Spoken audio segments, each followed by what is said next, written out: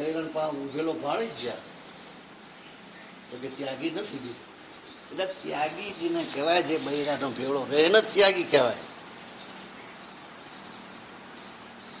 જે ભાગેડું હોય બીકણ હોય એને ત્યાગી કહેવાય. નિર્ભય જે થઈ ગયો એને ત્યાગી કહેવાય ને.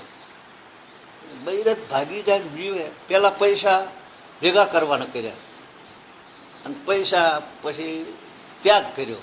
મૂળ તો કેન્દ્રમાં તું યોજના એ જ પરિસ્થિતિ રહી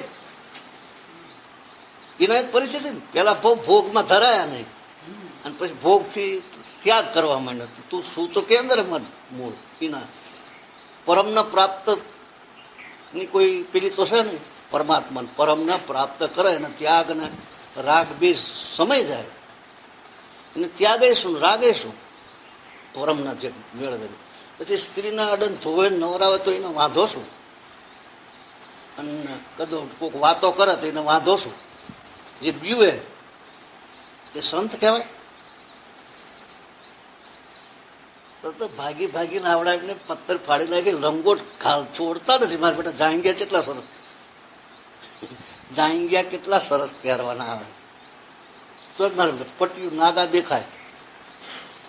પણ એટલે તમે આવા આ દેશકાળ બદલાણો બધું બદલાણું જાંગિયા આટલા બધી ફીટો ફીટ આવે પહેરો તો આવું કે ને એટલે આમને ગમે નહીં. હા વાત સાચી નથી. તો આટલા બધી જાંગિયા પહેરવા શું વાંધો. આખી દુનિયા બદલાણી આ બદલાણા આમને જડતા જઈ. એક મુવાળાનો મોહ અને લંગોટનો મોહ જતો નથી. આમને લંગોટનો મોહ મુવાળાનો મોહ આ ખોટું છે હકીકત નથી. હવે એવું આપણે કહીએ ને એટલે કે નિંદા કરે છે ને આવું કરે ને આવું કરે. નિંદા નથી વાસ્તવિકતા છે. દેશકાળ અનુસાર માણસે બદલાવું છે. શાસ્ત્રો બદલી નાખ્યા મહાપુરુષે. ડોંગરે આખું ભાગવત બદલી નાખ્યું.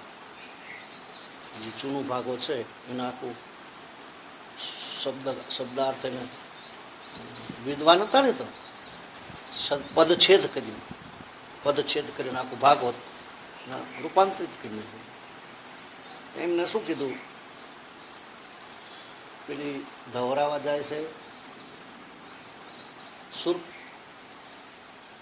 પૂતના કૃષ્ણ ધવરાવા જાય છે ને પૂતના.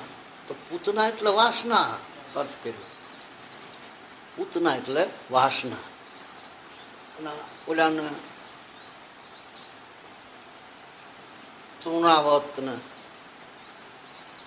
બગલો ને એવું બધું બનાવે ને બકાસુર ને અઘાસુર ને કોઈને લોભ કીધા ને કોઈને કામ કીધું ને કોઈને ક્રોધ કીધો ને આવા નામ આપીને આખું રૂપાંતરિત કરી નાખ્યું છે. માણસના આવું બધું છોડવું જોઈએ. ડોંગરે માણસ રામાયણમાં આમને મોરારી બાપે બધું બદલી ના નાખ્યું. ઘણા અર્થો તો બદલી નાખ્યા કે ભાઈ સૂર્ય ઉગે એટલે હનુમાનજી ગળી ગયા. તો સૂર્યના ન ગળી જાય. સૂર્ય વંશમાં રામ હતા એટલે એમ કે હું રામને હું માનું છું એટલે પ્રકાશ જે મૂળ પ્રકાશને મેં ઉતારી દીધો અંદર. એટલે એ સૂર્યનો કોઈ પ્રાકૃતિક નિયમ તૂટી જાય તો સૂર્યને ગળી જાય કોઈ. પણ આના અર્થ તાત્વિક અર્થો આ બધા આવા કર્યા સરસ કર્યા સારા કર્યા ના ફેર્યું ને બધું. એ આવું જરૂર નથી. એમ એ હાથ ઓલા કૂદી જ્ઞાન બધા ફેરફાર કરી નાખે બધા શાસ્ત્રોમાં. દેશકાળ અનુસાર માણસે બદલાવું ના જોઈએ. પછી ઓલાને જેવું થાય કે બાપજી હતા તે ગ્રહસ્થીના ઘરે ગયા પેલા તો વરગણ્યું ને ગ્રહસ્થીને ત્યાં ગયા ને પછી રાતે બોલો કે બાપુ ટાઈટ બહુ છે ठंडी बहुत है कोई हमारी लुगदी बुगदी कुछ गुदड़ी उड़ने के लिए आपको दे दूं कि नहीं संसारी की कोई चीज हम छूते नहीं है हम वाघांबर उठ के सो जाएंगे. राते वाघांबर थोड़ું આખું ટાંગાથી ત્યાં સુધી આવે પછી રાતે ઠરવા માંડ્યા. આમ પડે તો આ ઉઘાડું રહે. વરગણી ઘાઘરો લીધો અને પછી ઓઢી લીધો સવારે કે બોલે કે બાપુ એ ક્યાં ઓઢલી આવે તો કે વાઘાંબર હે કે વાઘાંબર નહીં આ તો ઘાઘાંબર હે કે આમ કરી કરતા સાના માના ભાઈ ઓઢી લેવું હું બધું ઓઢું હેરાન થવું એના કરતા બદલાવવું જોઈએ બધું વાતને ત્યાગ શેનો કરવાનો જે માણસમાં જે વસ્તુ આવતું એ આવે ને ત્યાં સપના આવે હિમાલયમાં ગરી જવાય હિમાલયમાં તમે ગરી જવાય મય અંદર મૂંઝવણ હોય તો ઠંડક આવે એસીમાં ગમે એટલા રહે પણ પૈસા લેવાનો 11 વાગ્યાનો વાયદો હોય આપણે એસીમાં બેઠા હોય કે 11 વાગ્યા બોલો લેવા આવવાનો તો પછી થાય કે નહીં કે ઓલો આવશે હમણાં 11 વાગે એસી ના સારી લાગે તો આંતરિક શુદ્ધિ હોય તો બધું સારું લાગે સમજપૂર્વક માણસનો ત્યાગ હોય હું પોરબંદર આમ જોયો રાજોડા કે બાપુ આવવાના સાથે બહુ બધું રેડી મેળી કરી નાખ્યું પણ જોયું એટલે કે આ તો ઠીક કે ભગવા કપડાં નહીં જટા બટા ને બધું બધું નહીં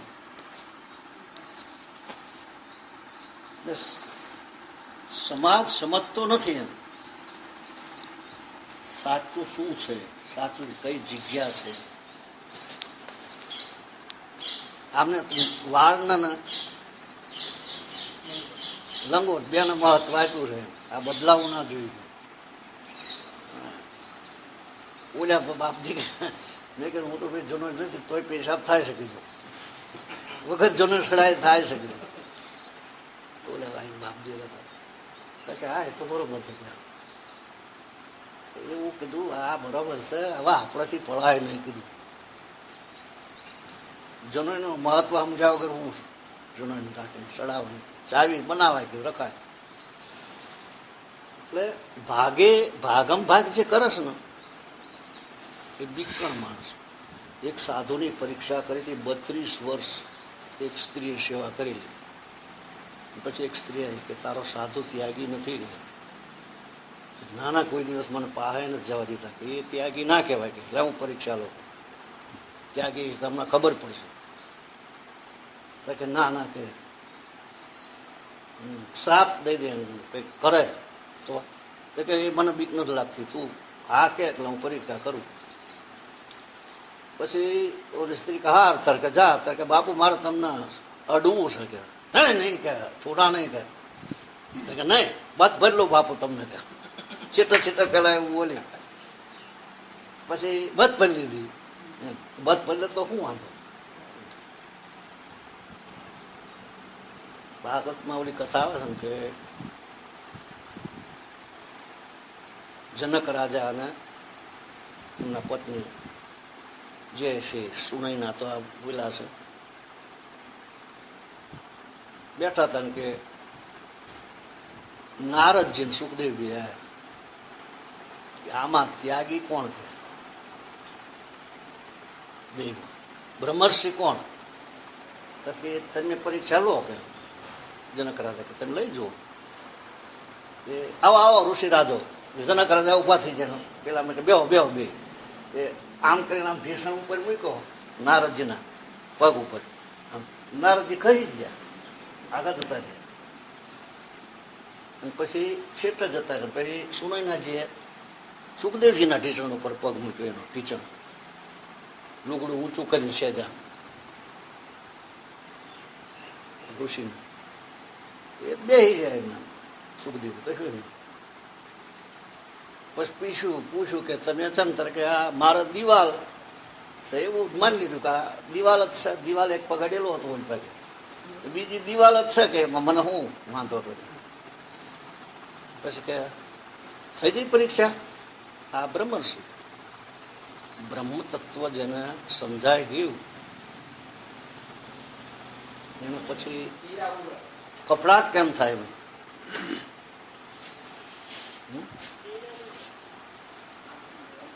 કલવલાટ અંદર થઈ જાય સુંદર સ્ત્રીને જોવે તો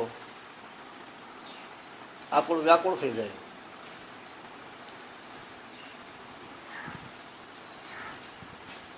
બોલ્યા એક સ્ત્રી હતી ને, મહાત્મા જતા હતા, કે એને એમ કીધું કે બાપુ મને જરાક સહારો આપો ને. ઉડા આમ જો સુંદર સ્ત્રી જોઈ એટલે સહારાના બદલે તો નાઠા બાપુ. બીજો એક જણો આવતો તો તેને આમ ઉપર નાખીને લઈને આવ્યા, મૂકી દીધી. પછી તમે વાતો બહુ થાય છે, બોલો તમને એસા કેમ, તમને એસા કેમ, દોષ આરોપણ કેટલાય કર્યા, નિંદા થઈ. બોલો કે ભાઈ મેં અહીંયા મૂકી દીધો, ત્યાગ કર્યો, મેં છોડી દીધું એ વસ્તુને તમે ઉપાડીને અહીં સુધી લાવ્યા. સમજપૂર્વકનો ત્યાગ હોવો જોઈએ ને. એમ એના કરતા ભાઈ આ ઘરસ્ત્રી હારા છે, ત્યાગ એનામાં જોવા મળે. એટલે બીક ના હોવી જોઈએ, નિર્ભય થવો જોઈએ માણસ. એને ગંગા સતીએ કીધું, લાગ્યા ભાગ્યાના ફેર ત્યાં લગી ભક્તિ નહીં થાય. ભયમુક્ત માણસ ના હોય તો ભયમુક્ત ક્યારે થવાય? બ્રહ્મ સિવાય કશું છે નહીં તો જ ભય ના થાય ને. બ્રહ્મ વ્યાપક બધે બ્રહ્મ છે તો જ ભય મુક્ત થઈ શકે. તમે શું કરો મને? વ્યક્તિ શું કરી શકે આને?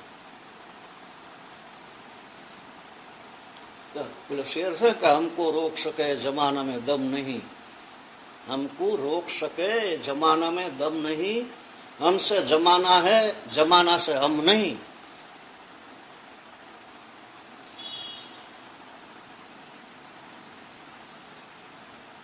એટલે માણસને ત્યાગ સમજણ પૂર્વક હોવો જોઈએ. ભાગેડો વૃત્તિને જનકને પૂછે છે કે હવે તને તારે કઈ છોડવાનું બાકી છે? અષ્ટાવકર કે ના બાપજી, હવે હું છોડવાનું, મારું કઈ સહજ નહીં. પછી હું નિરંજન છું, કે મારે કોઈ ત્યાગ કે ગ્રાહ્ય કોઈ ઈચ્છા નથી રહી, ત્યાગવાની ઈચ્છા નથી રહી, કે લેવાની ભેગું કરવાની કોઈ ઈચ્છા જ નથી રહી. તો હું શું છોડું? ઈચ્છા જ નથી કોઈ છોડવાની, તો શું છોડવું? બોલો સેન્સ એક બાદશાહ ભારતમાં આવેલો કે કોઈ અચ્છા કોઈ સારો સંત લેતા આવજો. સિકંદર સિકંદર સિકંદર કોઈ એસા સંત કેવો સંત લેતા આવજો. જાય છે, પછી એક સંતને ખબર પડી કે સારા સંત કે આ ફલાણી જગ્યાએ એક સંત છે, માણસોને મોકલા કે જાઓ. બાદશાહ કહે છે સિકંદર તમારા તમને સાથે લઈ જવાનું, કે શહેનશાહીમાં તમારી સેવા થશે. નહીં નહીં નહીં, કે તો કે ભાઈ માની જાઓ બાપજી, આ તો બાદશાહનો હુકમ છે. નહીં, મેં કઈ મેં આના જાના નહીં કઈ. તો પછી બોલે બાદશાહ પછી કહે છે કે ચાલો નહીતર ગરદન કટ જાય. તો કે પહેલાથી જ કપાઈ ગયેલી છે. હવે હું તું શું કાપવાનું? કપાઈ ગયેલી, આ તો સમર્પિત થઈ ગયેલી છે, ગુરુને સમર્પિત થઈ ગયેલી છે, કાપીને આપી દીધેલી છે. તું કદાચ આ ગરદન કાપી જા, પણ અહંકારને કાઢી શકે, પણ મને મારું માથું કાપે એવી કોઈ દુનિયામાં કોઈ બાદશાહ નથી. કે મારું માથું કાપી શકે એવો કોઈ દુનિયામાં નથી. મારા આ શરીરનું માથું કાપી શકે. એટલે અહંકાર તો મેં સોંપી દીધો સદગુરુના ચરણમાં. એનું નામ ત્યાગી કહેવાય. ભાગેડું વૃત્તિને કઈ નથી. જરા અંતઃકરણમાં કંપા થઈ જાય, કંપાસ આવે, કંપી જાય માણસ થોડુંક. એ થોડુંક અધૂરી સાધના એટલે કંપી જાય. નહીતર શું કંપે? નિર્ભય, એ નિર્ભયનું એક ભજન છે, યાદ નથી આવતું.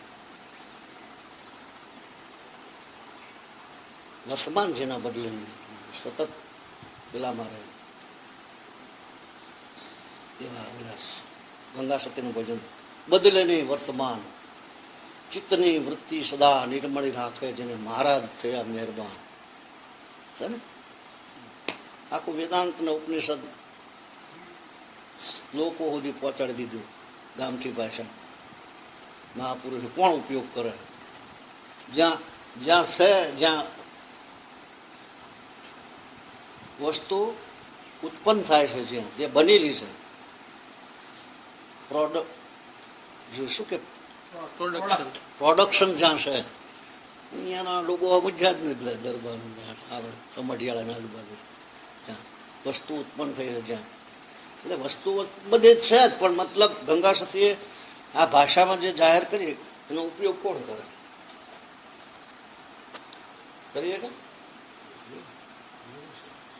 આનો સારાંશ આખો એવો બધો કહેવાનો ત્યાગ સમર્પણ સમજણ એ કેવું બધા ઉપર બોલી શકું સમજણ હોય તો બોલી કળા ઉપર કળા શું છે ભક્તિમાં આવે ભક્તિ અને આ ઓલામાં લખ્યું છે 84 સૂત્રો નારદજીને એમાં ભક્તિમાં સમાવેશ બધાનો કરી લીધો છે કવિતા દ્વારા પણ પ્રભુને પ્રસન્ન કરી શકે તો સંગીત દ્વારા પણ પરમાત્માને મેળવી શકે પણ સંગીત એના માટે હોવું જોઈએ એના એક બહુ સરસ દ્રષ્ટાંત છે પણ એ આવું યાદ નથી રહેતું સંગીતનું બાદશાહ જાય છે એને અકબર જ છે મને લાગે અકબર દિલ્હી ગાવ કે બાકી તો કે તમે કોને એમ ન ગવાય કે એ બાદશાહ રહે છે ઝૂકી જાય છે ભલા તો બાદશાહોને રીઝાવવા માટે નથી કે મારા પરમાત્માના માટે છે ગાવા સંગીત એના માટે છે એમાં હું ખોઈ જાઉં છું ખબર ના રહે આંગળાને લોહી લુહાણ થઈ જાય ભાન ના રહે ભગવાન માટે સંગીત હોય ભગવાન માટે કવિતા હોય કળા ભગવાન માટે હોય કેમ કે આના પર હું બોલી શકું સરસ વાત કરે